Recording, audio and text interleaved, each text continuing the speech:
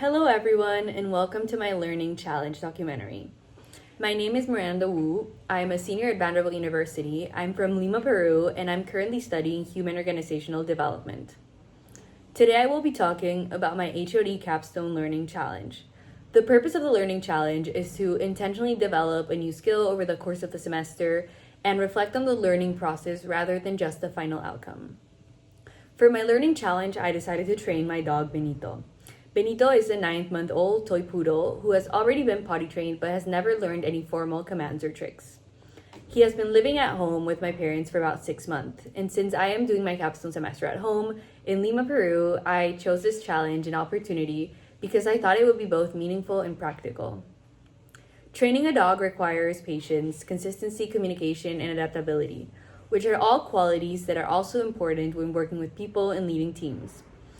I also wanted to build a stronger relationship with Benito through his training, while also challenging myself to stay committed to something outside of work or school. Now let's get into talking about my process.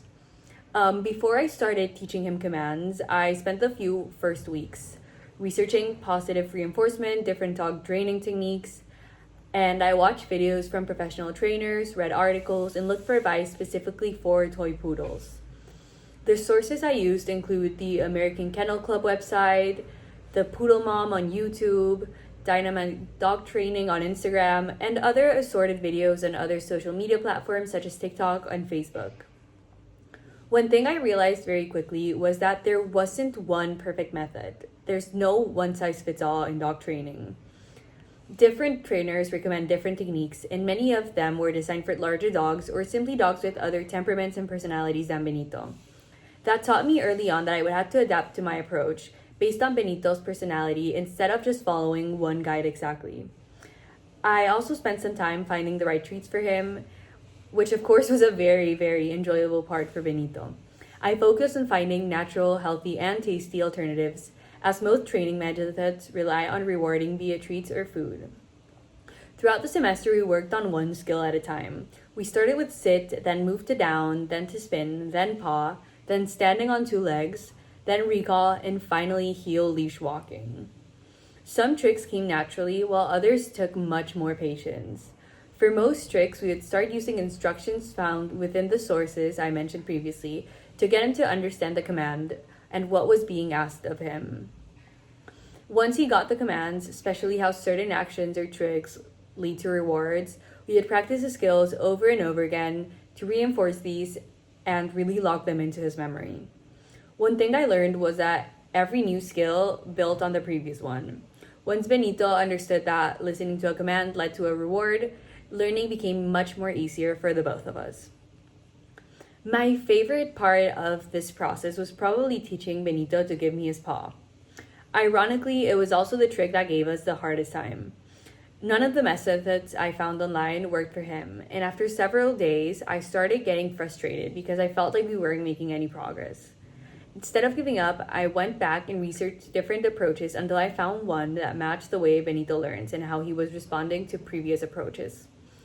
The moment he finally lifted his paw on his own after all of that practice was incredibly rewarding.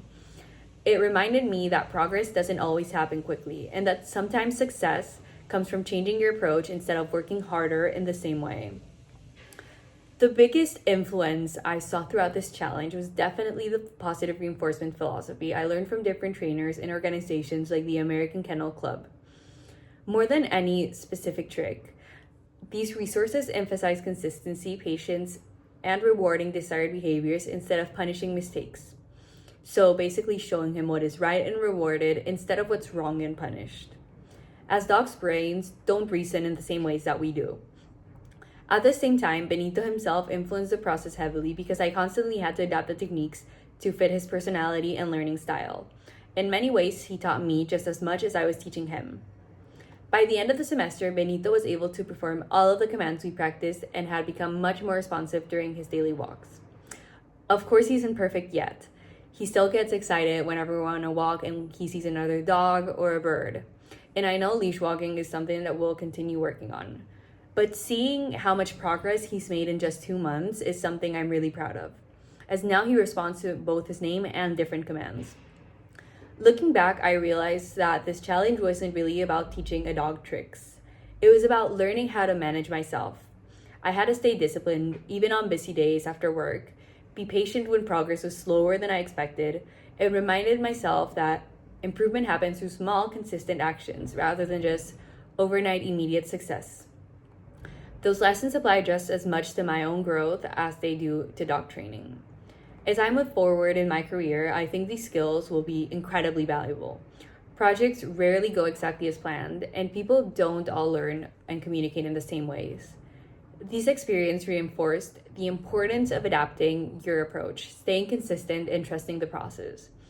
I definitely plan to continue training Benito and teaching him new skills, but I also plan to carry these lessons with me as I continue developing personally and professionally.